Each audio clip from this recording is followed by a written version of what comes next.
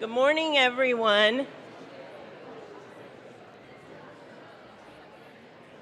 Welcome to the 2022 Scholarship Breakfast.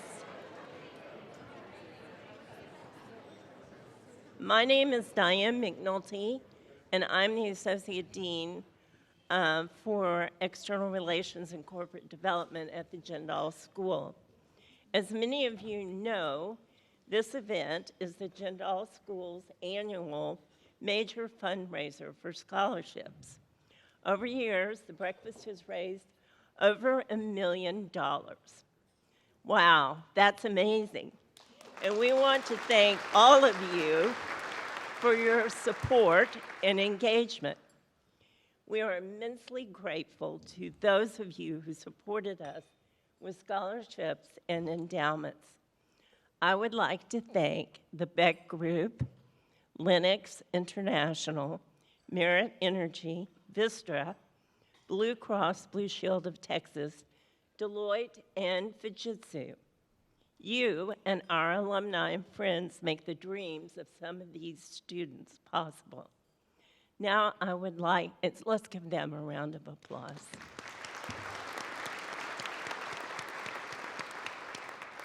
Now I would like to introduce you to some of these students. If you have received a scholarship of any kind from the Jindal School, please stand.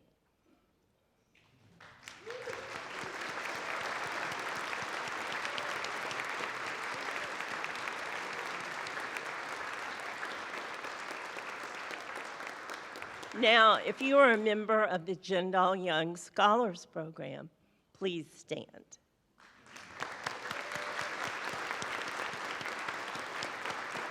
Thank you. You may be seated. At this time, I'd like to invite you to turn your attention to the screens beside me for a short video produced by our social media specialist, Nicole Stacy. The video features just a few of the many scholarship recipients that are in our school. Enjoy.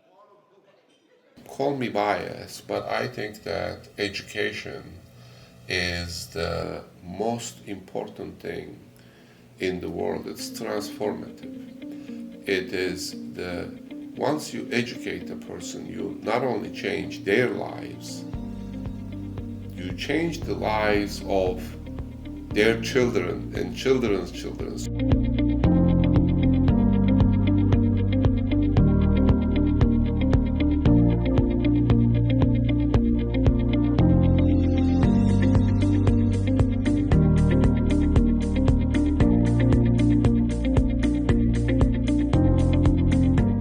And the basic premise of the program is to reach out to young freshmen in high school and encourage them to sign up for a 4-year leadership program, at the end of which they will be ready to go to college. Whether they come to UTD or not, if they are ready to go to college, there are many universities that actually want to recruit these students.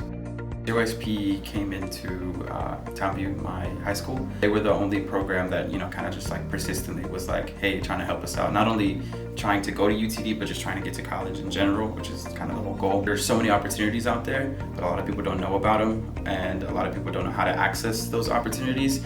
But JYSP did a really good job about, trying to, educate people about like, hey, there are options for you to go to college, and there are options for you to do that for free. So I think it did a very good job at reaching the people that it needed to. We would meet at least once a month, and we would have kind of events that matched the season. And we just got together and kind of talked to give advice to each other. So our upperclassmen would talk about certain professors, like how the classes works. They would give tips on how the classes in general are. So they would tell us like, hey, like this is the way that I best prepare for a class, for the exam. I think it provides a really good sense of community.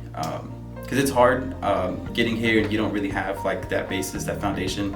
So it's like, oh, do I go to this event, or I want to do this, but I don't want to go by myself, and it's weird.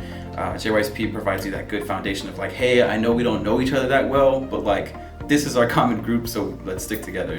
every time I get together with these students and listen to their life stories, and now seeing them graduate, to see that is just incredible. I think that's why we do this. I've been struggling with this a lot about how much me graduating and getting a bachelor's degree really means, because it kind of just seems like this is just what you're supposed to do. You know, it's like you get your degree, you get a job, and then you move on with your life. To me, it means that, yeah, it's, you know, we're kind of creating UTD history and you know, history within my high school and history within my family. Definitely surreal. It was really crazy sitting on that stage with all the deans, and I was like, there's so much power on this stage that I can't even imagine. Glad that I have all these opportunities, and most of it is, you know, majority, if not all, is through JYSP. So I'm very grateful and never would have imagined I would be here today.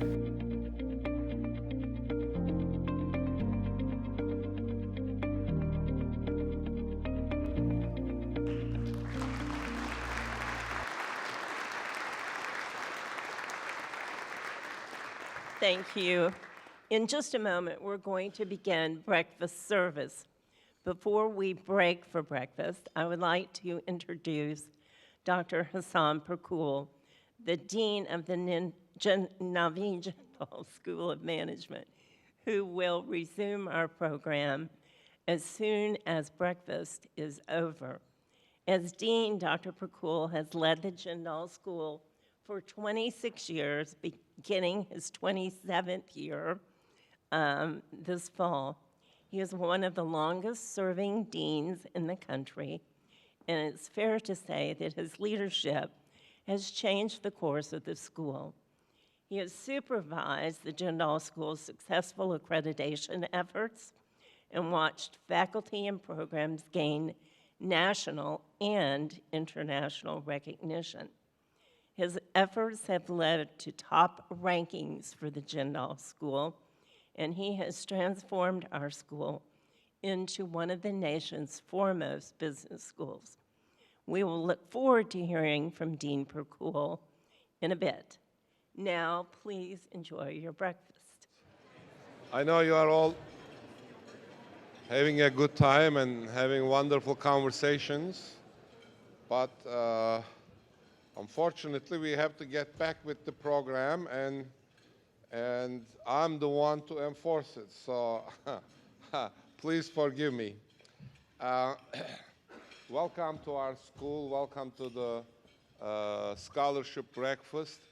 I forget now, it's been how many years since we started, but this has been in existence for many years. I see Kyle here.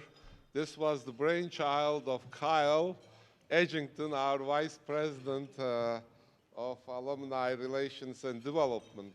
He came to me one day and he said, Hassan, you know, he was, before he joined us, he was with a school in the East Texas, West Texas, Texas Tech.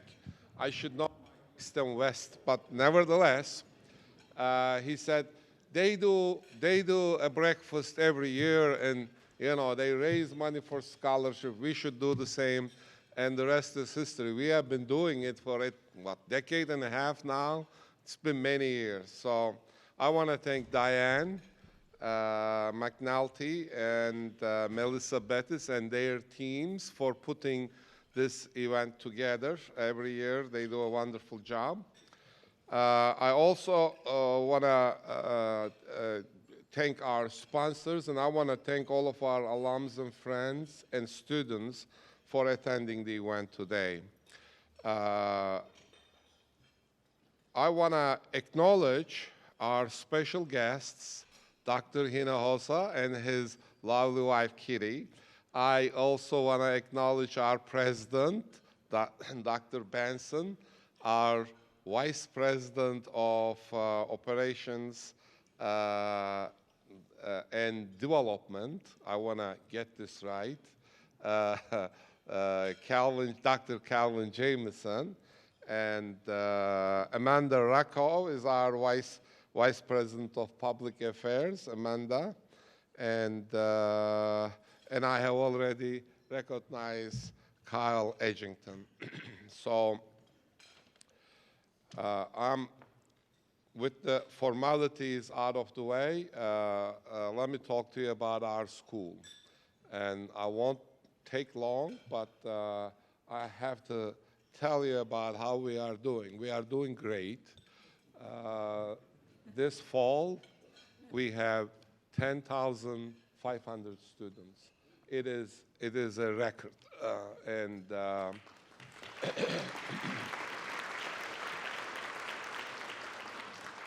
thank you.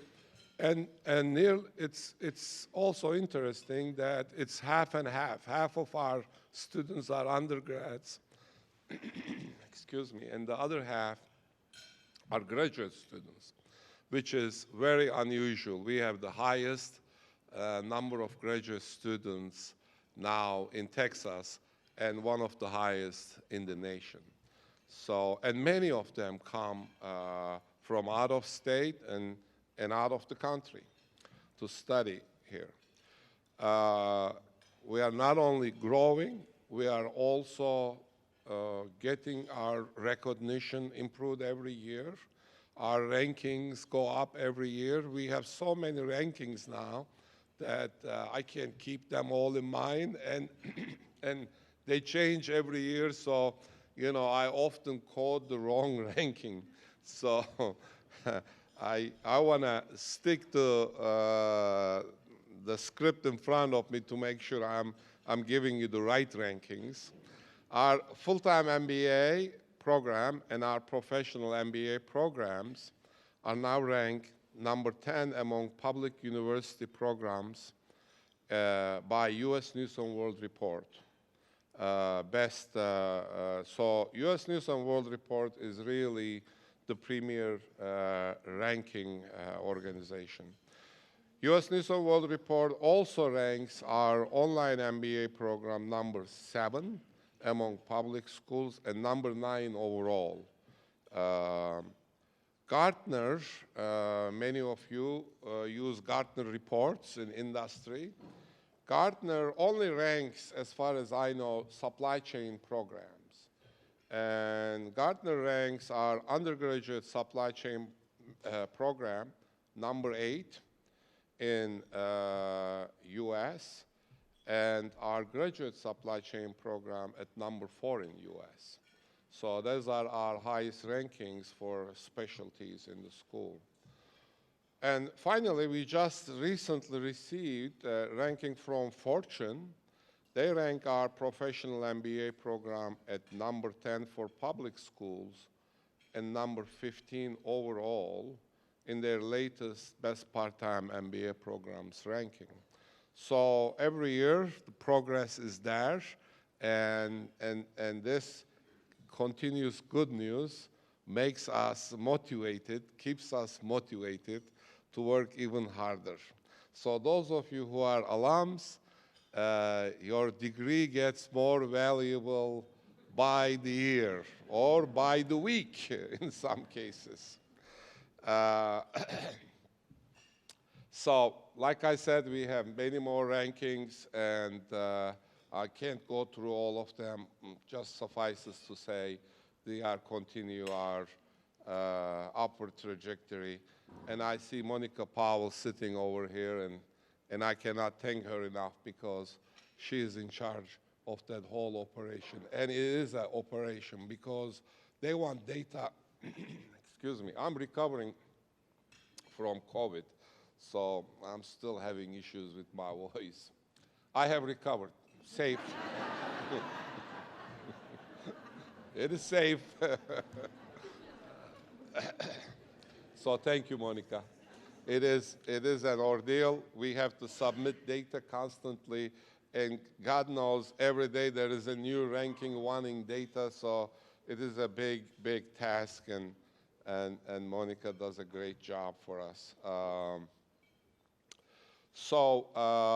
You're not here to listen to me brag on our school. You are here to hear from our esteemed speakers. So without further ado, I want to introduce one of our Jindal Young Scholar students, Leslie Vasquez. Leslie is going to introduce our speaker. She is a sophomore accounting major.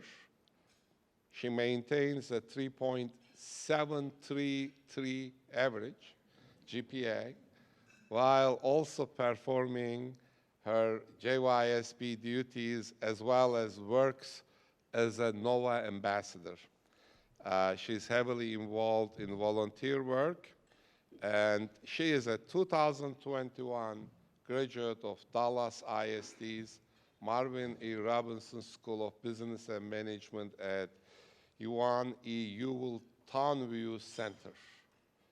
Ladies and gentlemen, please join me in welcoming to the stage Leslie Vasquez.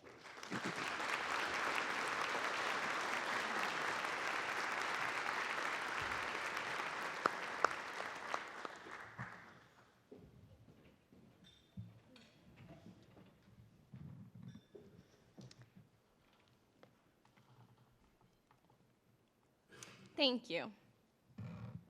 Sorry. As Dean Perkul mentioned, I attended the School of Business and Management at Townview. From a young age growing up in Dallas, I would sell mud pies to my parents and spent the money at McDonald's, my favorite place at the time. As I handed my money to the cashier, I wondered what business like McDonald's did with their money. This sparked my curiosity, and in my 8th grade career management class, my favorite career quickly became certified public accountant. Since then, I have been determined to work in the business field. I'm the first person in my family to pursue a bachelor's degree. And I cannot be any more excited to be at the University of Texas at Dallas Comet, chasing my dreams. Through my coursework and internship opportunities, I will continue to build my educational foundation while pursuing my goal of becoming a certified public accountant. Being involved in the undergraduate accounting club allows me to learn more about the accounting profession from faculty members and accounting professionals, and expand my network. Alpha is an organization that helps me connect with my Hispanic roots and empowers me through relationship-building activities, community service, and professional development. None of this would have been possible without the Jindal Young Scholars Program scholarship. Every day, I wake up excited and motivated and thankful for the opportunity to turn my dreams into a reality without the burden of student debt. Words cannot express how truly grateful I am for your contribution to not only my future, not only my education, but to my future. Now, I have the unique honor of introducing the morning speaker, former superintendent of the Dallas Independent School District, and now Chief Impact Officer at Engage to Learn, Dr. Michael Hinojosa. Dr. Michael Hinojosa has served over 25 years as the superintendent and CEO of six public educational systems, including 2 of the 25 largest school systems in America, Dallas ISD in Texas and the Cobb County School District in suburban Atlanta, Georgia. His career in the public education, from teacher and coach to superintendent and CEO, spans more than 4 decades, with the firm belief that education and not environment is a key to student success. He has led several school districts improve student achievement. Some of his recognition include 2002 Superintendent of the Year by Texas Association of School Boards, and 2005 Superintendent of the Year by the University of Texas at Austin. He is honored as a distinguished alumnus by the College of Education at Texas Tech University, and as an outstanding Latino education by the Association of Latino Administrators and Superintendents in 2014. In 2019, D Magazine named him the best public official in Dallas. As Dr. Hinojosa is a proud graduate of the Dallas ISD and holds a doctorate in education from the University of Texas at Austin. He and his wife, Kitty, has 2 sons, graduate from Princeton University and Harvard University, as well as a son from a previous marriage who graduated from Texas Tech University. All 3 attended Dallas ISD for a significant portion of their K-12 careers. Recently, Dr. Hinojosa joined Engage to Learn, Chief Impact Officer, where he leads an effort to provide innovative professional development resources that enable school districts around the country to engage, support, and retain educators, district leaders. After Dr. Hinojosa's talk, we will hold a Q&A session. If you have a question for him, please raise your hand, and someone will bring you a note card to write your question. With that, I am pleased to introduce today's scholarship breakfast speaker, Dr. Michael Hinojosa.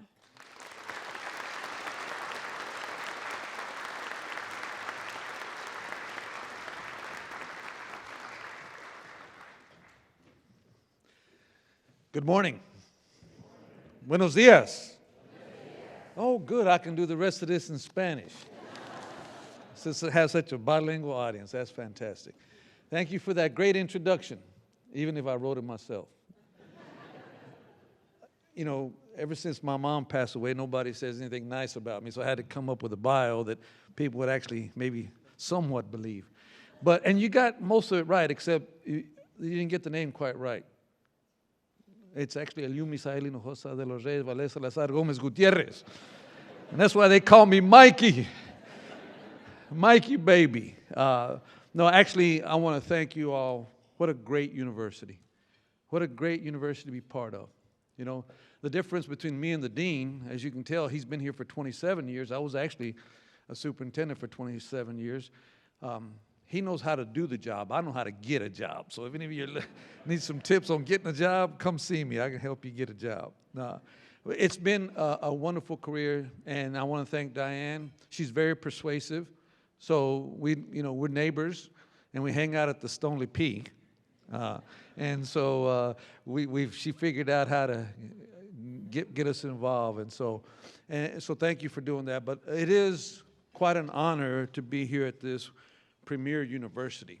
And what you have done, the footprint that you've put in this community is just nothing short of phenomenal. The growth and the growth with quality has been really amazing to see this in this community. So I want to thank you for that.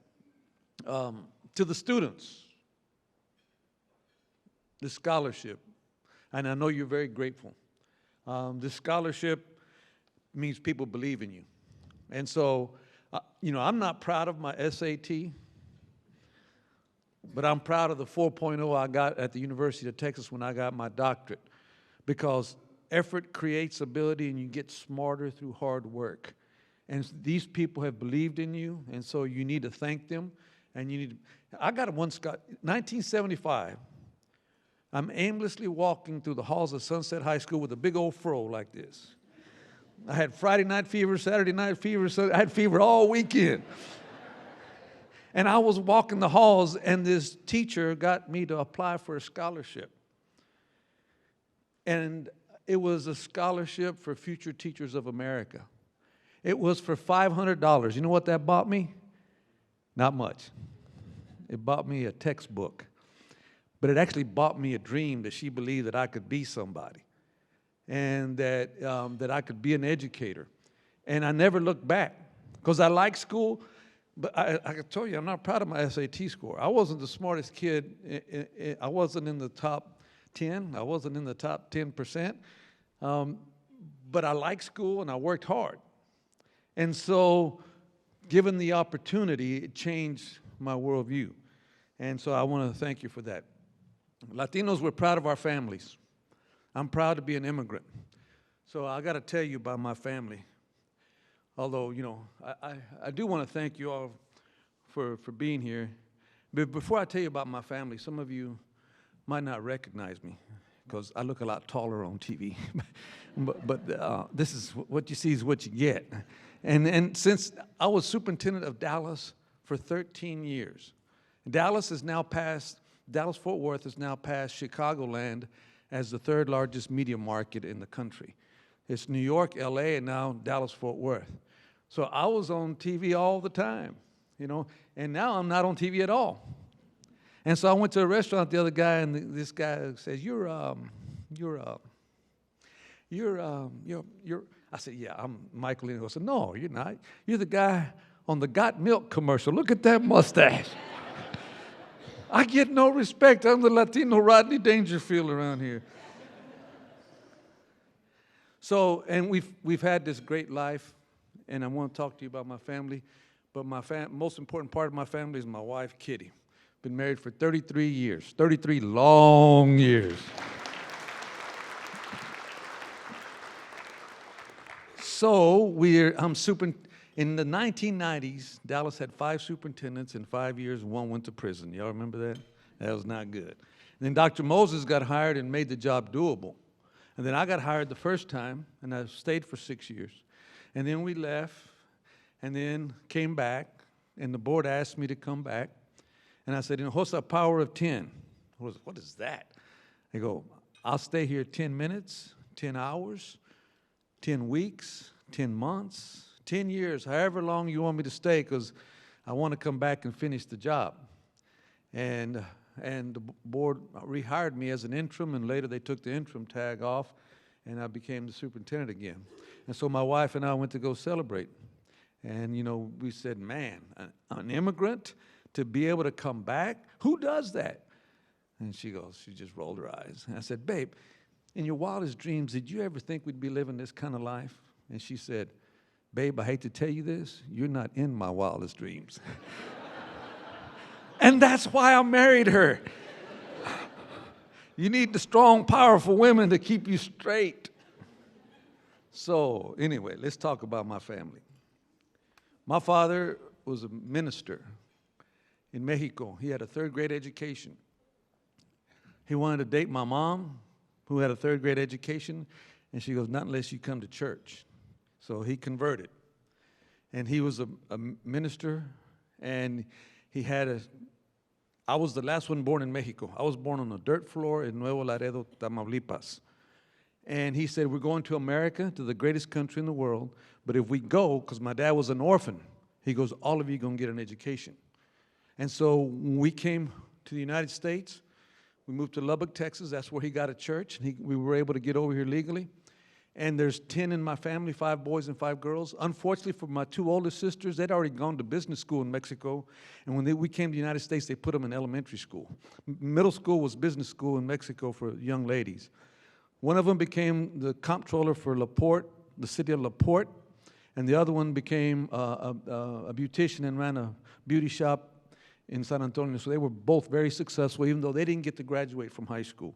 The other 8 of us graduated from high school. 3 of us graduated from college. But the real story of my parents is that when you have a lot of kids, you have a lot of grandkids. We know how to reproduce. Out of the 22 grandkids, out of the 22 were special needs, so they didn't go to college. All other 20 went to college.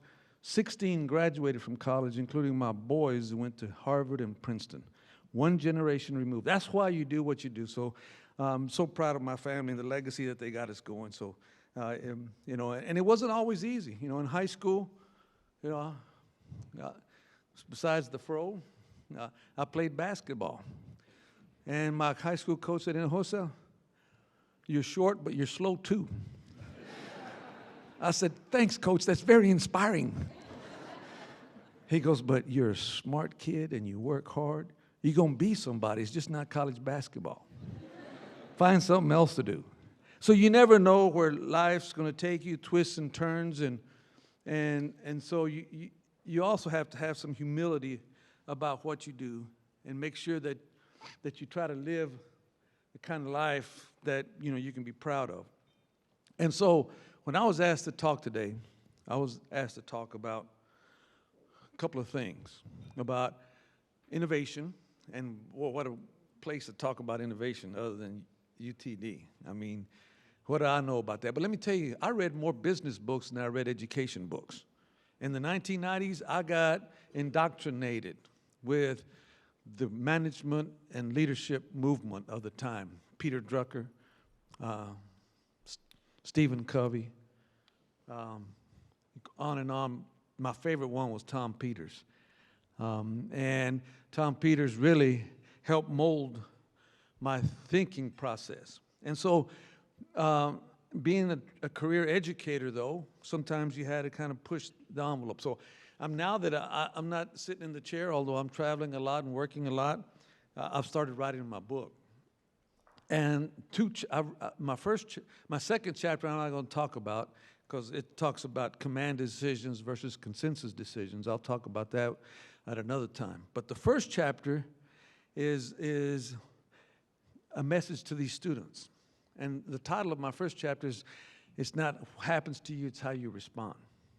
And so you have an opportunity with these scholarships to have a great life because people have believed in you and they're putting these kind of resources in you. And bad things happen to good people. And good things happen for bad people. But it doesn't matter. It's what gifts do you get and what do you do with those gifts to make a difference. And we all make mistakes. We all make mistakes. I was a 21-year-old dad. I was in college at Texas Tech, and a young lady got pregnant. I don't know how that happened. Oh, yeah, that was my fault. So that marriage didn't work, but I had a great son out of that marriage. And I could have given up, but I worked 3 jobs, graduated on time. She became a bilingual teacher, and we got through it somehow. So you'll run into these obstacles, but it's what you do with what happens to you. It's not what happens to you, it's how you respond to it. And that's the title of my first chapter. My third chapter, the title of it is Incrementalism is Innovation's Worst Enemy. Incrementalism is innovation's worst enemy. I didn't come up with that. That was Tom Peters' quote. He says, if you just want to tinker around the edges, you're going to get continuous improvement. In public education, you don't need continuous improvement. You need quantum improvement. So I'm going to tell you about some things, because I was asked to talk about this, some things, some problems that I ran into that we found some solutions that were out of the box. So first, let me tell you, you always got to know what problem you're trying to solve. So the first problem, well, I inherited a lot of problems. One problem was our IT director had gotten 3 fishing boats from a vendor. So he went to prison. My second problem was we had a procurement card scandal, and even one of the secretaries in the superintendent's office was buying Louis Vuitton purses with her procurement card. So I had to solve that problem. That one, I went to the IRS and hired a former IRS special investigator named Don Smith and made him our Office of Inspector General. And then the board hired a guy named Alan Wesson out of Albuquerque, who was internal auditor there. So to solve that problem, we came up with Smith and Wesson. There are no more scandals in Dallas. But that's not the problem I'm trying to solve. The problem and fixing things like that are linear. You just got to get right the good people and get systems and execute on the systems. The other problem that I had to solve was when I got to Dallas in 2005, we had 1,300 classrooms that did not have a certified teacher in them because it was a bilingual classroom. Now let me tell you about Dallas ISD, and I see the beautiful diversity of the scholars. Let's give them a round of applause for being beautiful and diverse. So we had 1,300 classrooms that did not have a certified bilingual teacher. Like you go to Peabody Elementary School and they'd have a 2nd grade bilingual teacher, but not a 1st, or not a kindergarten, or not a 4th, or not a 5th. So they learned something for a year. So we had to solve this problem. And we knew, and we had a model called bilingual education, which was a deficit model. Well, everybody has to learn English. That's the language of commerce. That's non-negotiable. But we don't care if you keep your Spanish or not. And that was malpractice. So we had to go to Puerto Rico, Mexico, Spain, all over the world to get teachers to teach our students. And we moved all the teachers from wherever they were down to kindergarten, and then we worked our way up. And we came up with this thing called the dual language program. Dual language. So what is dual language? Well, it is the other promise. It's an abundance mentality. You ever heard that from Stephen Covey about the abundance mentality? We want you to become biliterate. Not bilingual, biliterate, which means you can read and write in 2 languages. So it took us from 2005 to 2022, and now it's working. And in fact, we have 2 types of dual language programs. One is the one-way dual language. It's where monolingual Spanish speakers become biliterate. One group. Two groups is two-way dual language. Is where you take white kids, African-American kids, second and third generation Latinos who become biliterate. When I left Dallas, they were it became so successful that the parents demanded that we keep it at secondary. So they moved it to middle school, and now we have 4 high schools in Dallas where you can get the seal of biliteracy. And it's beautiful to see these African-American kids speaking Spanish. It is just nothing short of phenomenal. We have one-way dual language at every elementary school in Dallas, and we have two-way dual language at 45 elementary schools in Dallas. If you want to become biliterate, you can just go to Dallas ISD and figure out the way to do that. So that was an example of how you did not tinker and incrementally change a problem. You had to get very dynamic. So that's the first problem I'm trying to solve. So the second problem I'm trying to solve, y'all are helping me. I'm embarrassed to tell you that in 2009, when I was superintendent of Dallas, only 7% of our students had any kind of post-secondary credentials 6 years after high school. So how do we solve that problem? Well, I'm proud to tell you that this year, in 2022, when I retired, 12% of our students graduated from high school with an associate's degree for free, thanks to Dallas College. Let's give it up for those kids.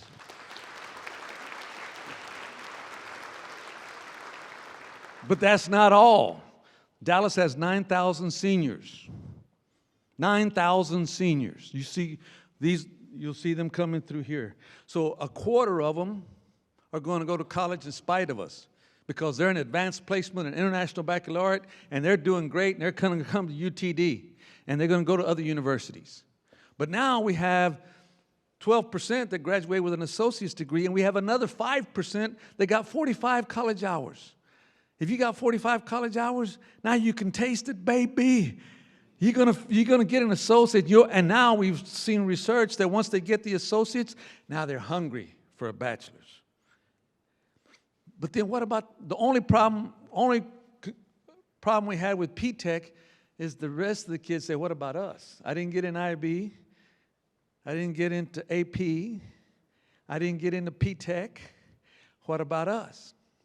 Well, that's where we created the 4 career institutes. If you have time, drive down Midway. There's a Luby's right across from the street from Luby's is a Career Institute North. But you better hurry, because in next year, it's moving to where the Walnut Hill got thrown down by the tornado. That's going to be the Career Institute North. And in there, we have students learning how to be pilots.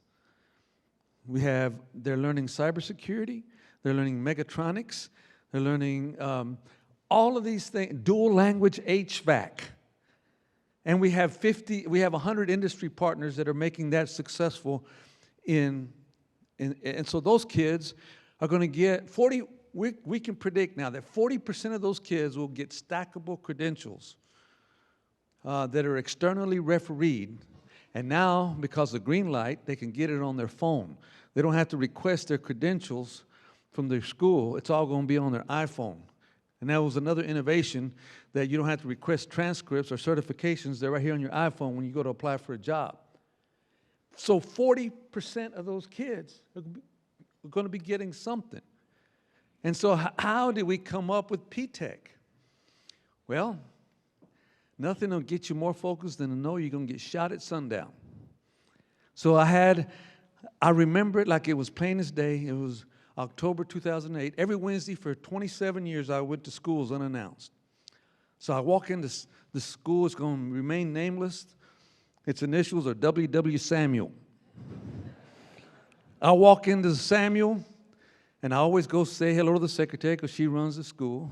I say hello to the custodians, and then the tardy bell, the bell to change classes is about to ring, and it rings. And oh my goodness, I'm standing there, and I see chaos. And then we had this thing called start on time, so the teachers were trained, go stand at your door, and when the warning bell rings, start pushing the kids to class. so that we can start the class when the tardy bell rings. Well, all the teachers were in the hallways, the principals were in the hallways, the warning bell rang, the teachers warned them, and they started going in, and so then the tardy bell rang, the teachers went to class, and nobody else did. I said, Houston, we got a problem. So I went back, came back, and it was the principal of the thing. I got a new principal in that school. And so he says, Doc, how am I going to, I said, I don't know. You got to do something, fool. And so you better do something, fool, because the state's about to take Samuel and Spruce over. And I hear some kids here from Spruce. And so what he did, he said, what am I going to do, Doc? I said, well, in Dallas, we believe in the IRS, the good IRS. Incubate, replicate, and scale. So the incubation was early college high school. We had 3, Garza, Gilliam, and Lassiter. And the promise is you get an associate's degree for free, but you had to give up band, music, art, and all those things. But you get an associate's degree for free. And the results were phenomenal. Almost 100% of the kids were getting it. He goes, Doc, can I take that model and put it as a school inside a school? I said, yes, and you better hurry. So that was the replication period. He took, and that early college model was run by Dallas College, and it was also a dream that Gates Foundation had about small schools. So he replicated it. Samuel and Spruce got off of State Watch. I go to Atlanta. I come back. Dr. Joe May, we're having a breakfast, and he goes, Doc, I'm ready to take this to scale. Why can't we take P-Tech to scale? And I said, we can. It's just going to cost us money. It's going to cost you money. And so we did. And P-Tech was started in New York. And the promise is you get your associate's degree and your bachelor's degree. You get your associate's degree for free when you're still in high school. But New York had a 6-year program, and they had 1 high school. We went to 23 high schools, and it's a 4-year program. And that's what now our kids are graduated with an associate's degree. And we have 100 industry partners. American Airlines hired 11 kids out of Adamson High School. 10 of them are Latinos or Latinas. Actually, 7 are Latinas. They're making $60,000 a year, a 401k, and free flights all over the world if they don't get canceled. And why they hire them? They hired them because they were trilingual. They could speak English, Spanish, and code. And so American Airlines has pivoted on their employment model because now you have these smart kids that help them solve a problem in the Dominican Republic that they couldn't solve. So that was the P-Tech. So, and that's going strong in Dallas, and we left them with a lot of money to make it work. So I'm going to talk about 2 more things, and I'll finish up so we'll have time for questions.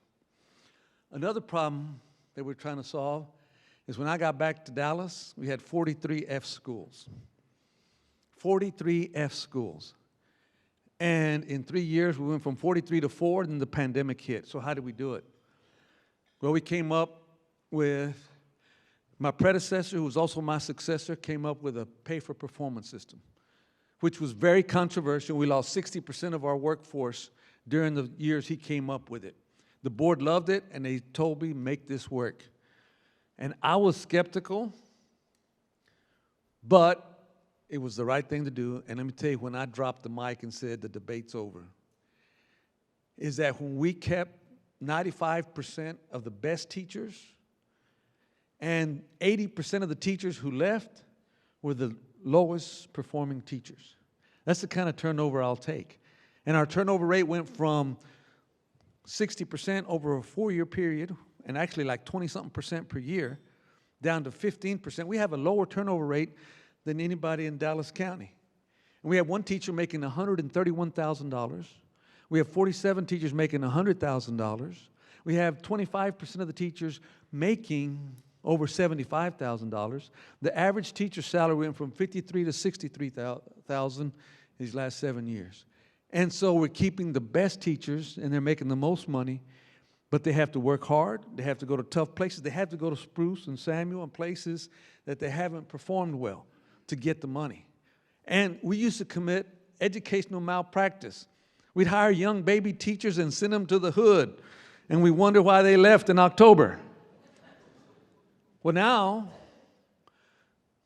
Out of that came the ACE program. So what is ACE? Accelerating Campus Excellence. It was developed while I was gone, but not implemented. So we hired one of the best principals, pay him a whole lot of money. $1,000 won't change your behavior. But if you pay them $20,000 to go to a tough school, that'll change their behavior. A teacher, if you give them $15,000 to go to a tough school, but they got to be good.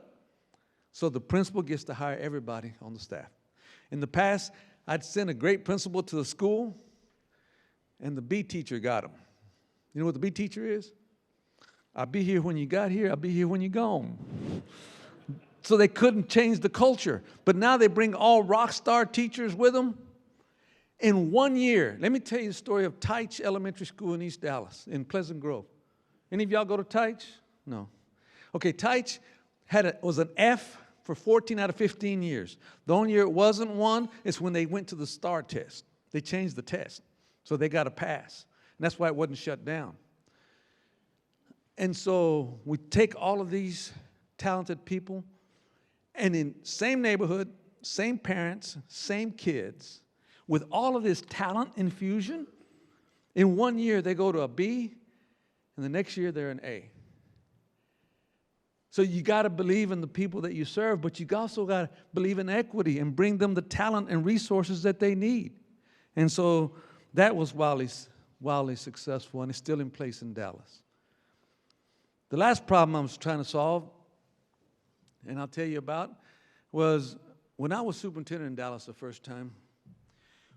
The whole time I was superintendent in Dallas, we had about 150,000 students. Now Dallas has about 140,000. What happened is three things: is the aging population. Second thing is gentrification. So it's hard, for our families to afford. By the way, we never apologize for our demography in Dallas ISD. Dallas ISD is 90% economically disadvantaged, and most of those are generational poverty. 20% African American, 70% Latino, 48% English learners. We have 71,000 English learners. That's more students than El Paso has. That's more students than San Antonio has. That's more students than Frisco has. That's more students than San Francisco has. So if we don't do well with those kids, we're not going to do well. But because of the dual language, we're doing great. Our dual language students outperforming every student group because now they can think in two languages except talented and gifted. So that's our demography, and we don't apologize for it. But what happened, the third thing that impeded enrollment was charter schools. Now, I'm not a fan of charter schools. I'm a fan of great schools. It just happens that not very many charter schools are great schools. So what do we do to combat the hemorrhaging of students to charter schools? I'm not the kind of guy that whines about it. So I said, let me fix a problem here. So we came up with public school choice. So what is public school choice? Public school choice is, if you're a suburban parent, you buy this house because you want your kid to go to this elementary school, this middle school, and then this high school. You heard the kids from Townview. She probably does not live close to Townview. So in urban kids, here's where I go to school now. What's my next best option? And so at first, Townview was our only great schools. Our magnet schools were great. Dallas ISD magnet schools have always been great. And I was never going to challenge them. I was going to try to replicate them. But here's the only problem with the magnet school. You got to have a high test score to get in. My test score would not have gotten me into the University of Texas. But my hard work got me in the University of Texas to get my doctorate. So there's a flaw in the ointment.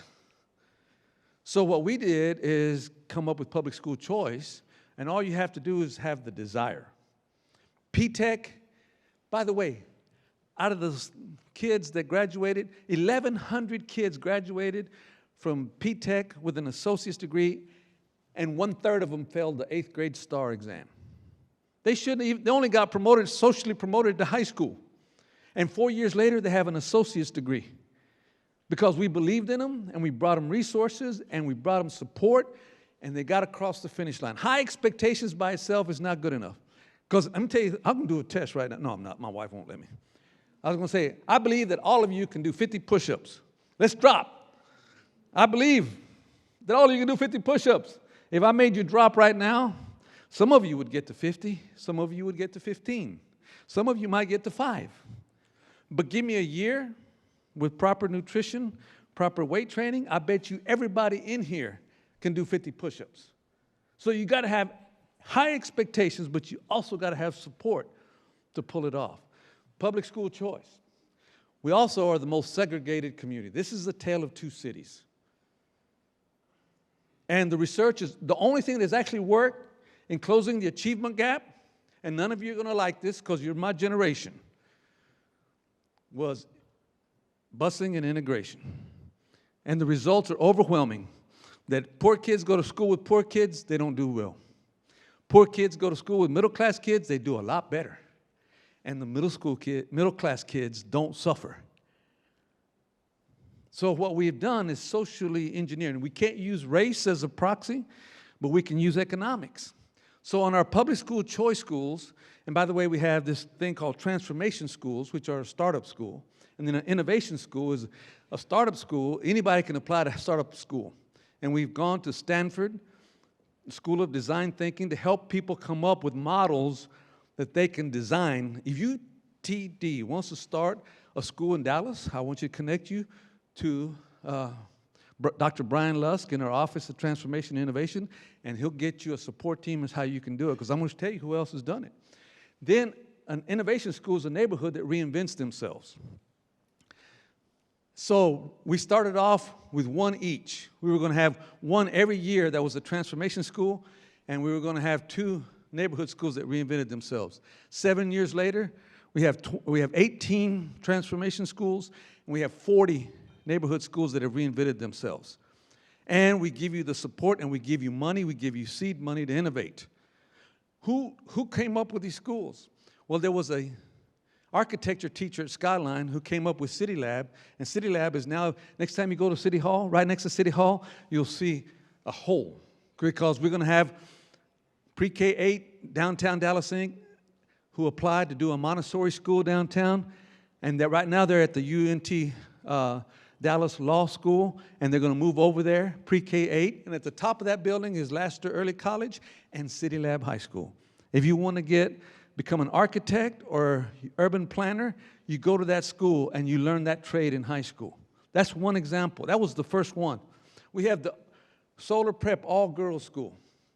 It has to be 50% economically disadvantaged and 50% advantaged.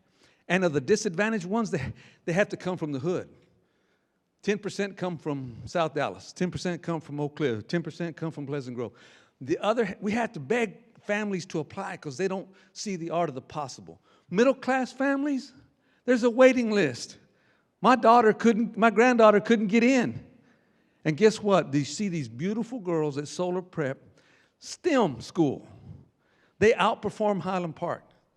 And it's white girls, black girls, and brown girls. And this is going on in Dallas. So now let me tell you who else we have.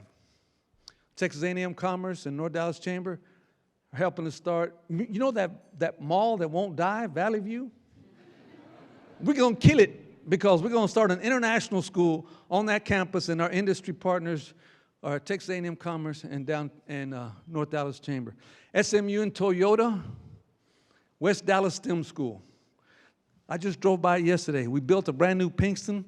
The old Pinkston, we're remodeling it, and that's what we're bringing in there.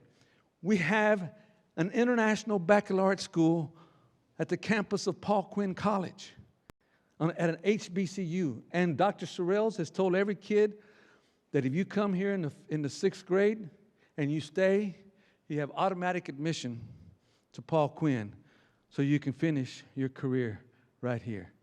We have so many STEM. We can't throw up Montessori fast enough. And then we don't do Montessori. You got to do Montessori because it's a brand that you got to live up to. So we started Prestonwood at the old campus of E.D. Walker. And you ought to see that school. It is an amazing school with all the Montessori equipment that you can come up with. So we were trying to solve a problem of hemorrhaging students, and we had to be smarter than a fifth grader. You had to figure out a different way to solve that problem. Okay, so and all of this is documented. If you don't believe me, go to the website. It's all there. And by the way, I left them with $700 million that's is undesignated fund balance, and then another another $200 million that's an assigned fund balance for some of these projects. So Dallas is going to have plenty of money to do this for a long, long time, and they just got to keep marching down the road. So I'll finish my comments with three things: the past, the present, and the future, and then we'll take your questions. The past, always be proud of your past. Never apologize for who you are or where you come from.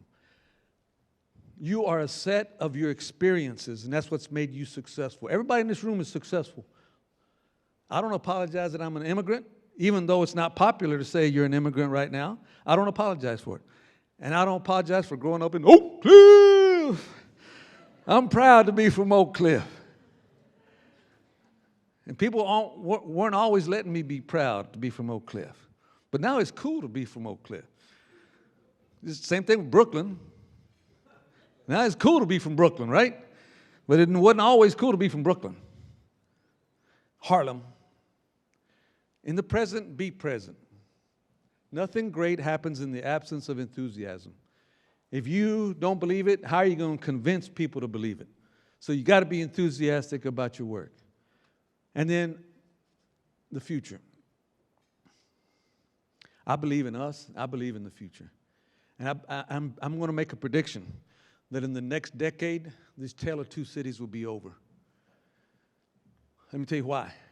And nobody else is going to suffer. Everyone's going to grow. Because now we got these kids that are graduating from high school, and they don't mind being from Pleasant Grove and Oak Cliff. And the only place you can buy property that's not expensive is in southern Dallas. But you better hurry. Prop 8 passed, so now we're going to have the Fair Park's going to be revitalized. The southern half of downtown Dallas is going to be revitalized. It's already master planned.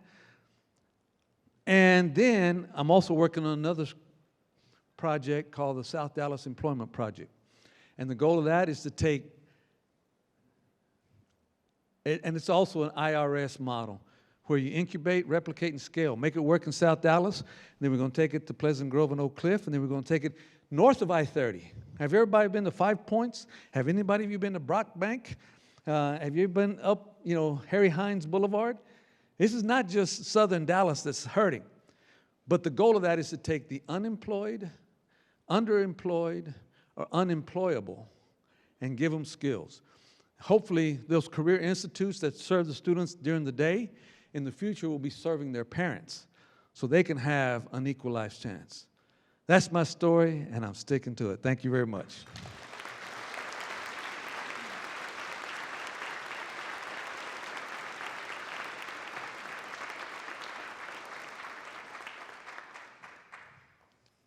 Questions?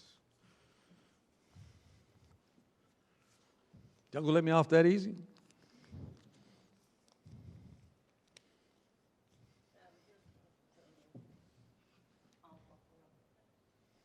Really? I can tell a couple more jokes. No, I know we let you out early. Any questions? Okay, we got one.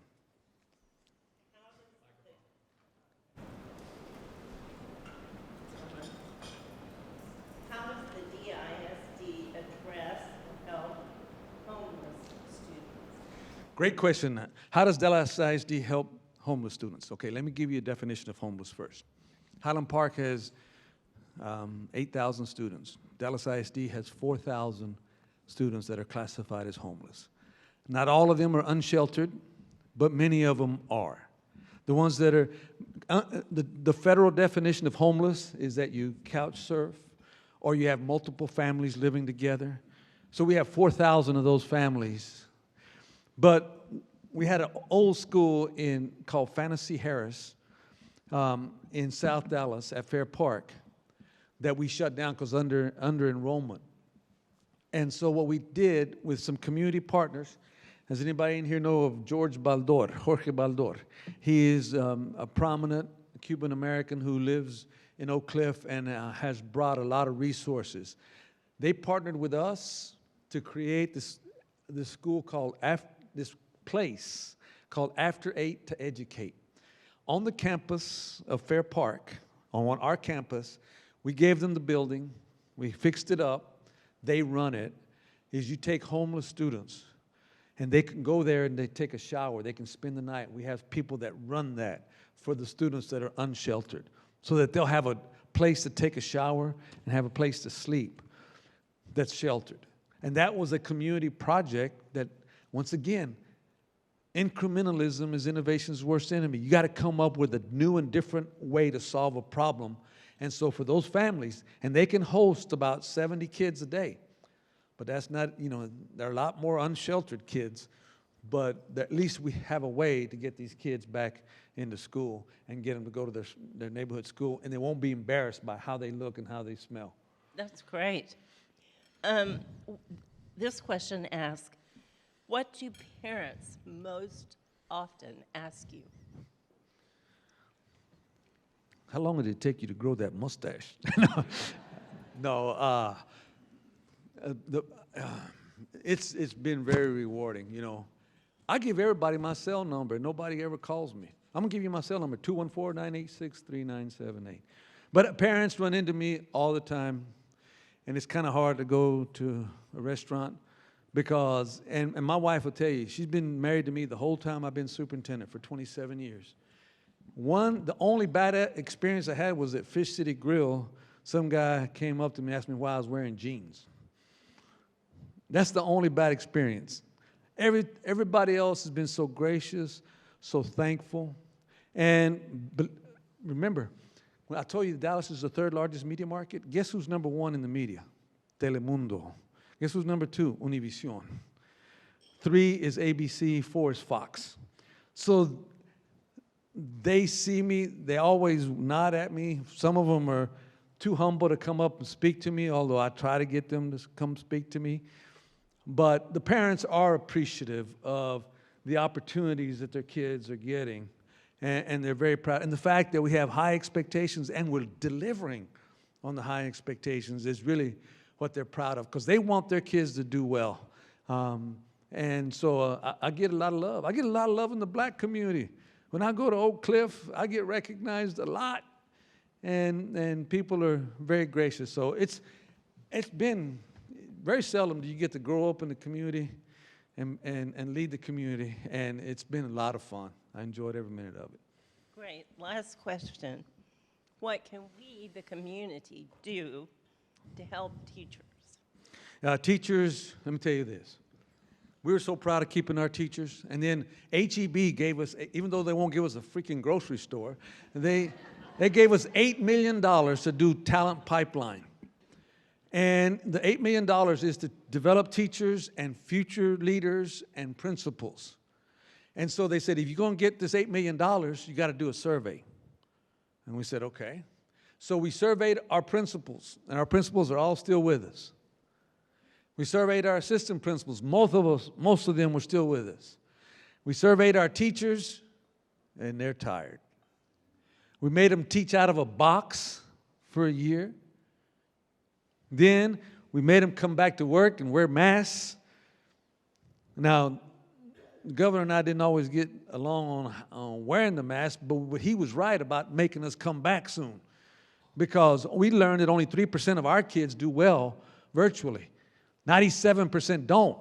They need to be in school. But we wore out our teachers. But so what we did, and Dallas, they'll tell you, Dallas ISD had about 100 vacancies at the start of the year, and most suburban districts had more. But this is why.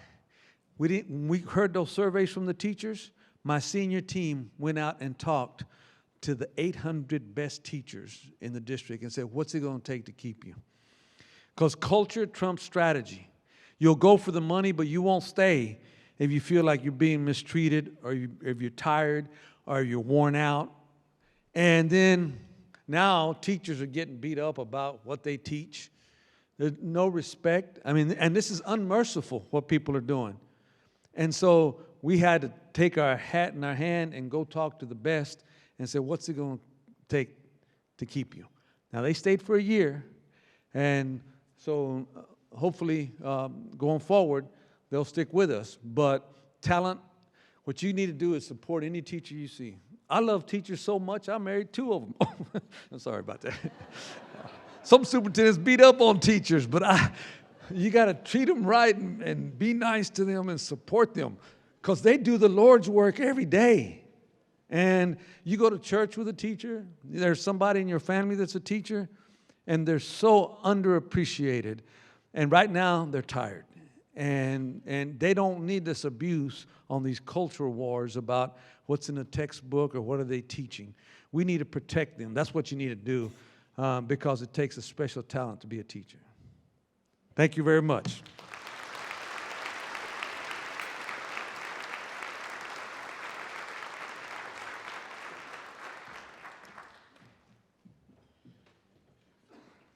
Thank you so much, Dr. Hinojosa.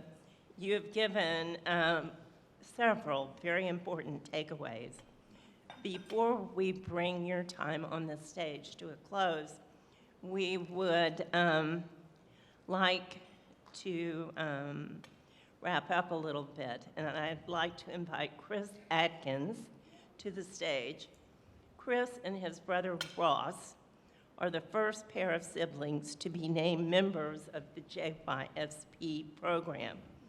Chris is a senior in information technology and systems and a member of the second JYSP cohort. Ross, who is actually attending his economics class right now, could not be here, and he is studying finance and is a member of the fifth cohort. Dr. Hinojosa, throughout your 25 years as superintendent, you have made a tremendous asset to not only the Jindal School, but Dallas as a whole. Specifically, your support of our Young Jindal School Scholars Program has been unmatched. On behalf of the Jindal School, we would like to present you with this plaque. As you can see, it commemorates the fact that the Jindal School is designating a Michael Hinojosa JYSP Scholar in your honor and in honor of your support of higher education. We are grateful.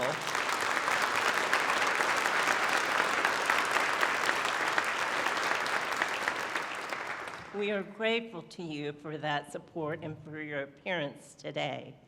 Ladies and gentlemen, please help me thank Dr. Hinojosa one more time.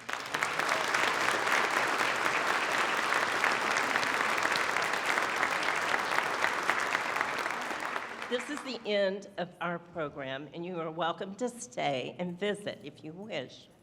At this time, I'd like to ask the JYSP students who are here to join Dr. Hinojosa for a photo op. And thank you so much for being with us today.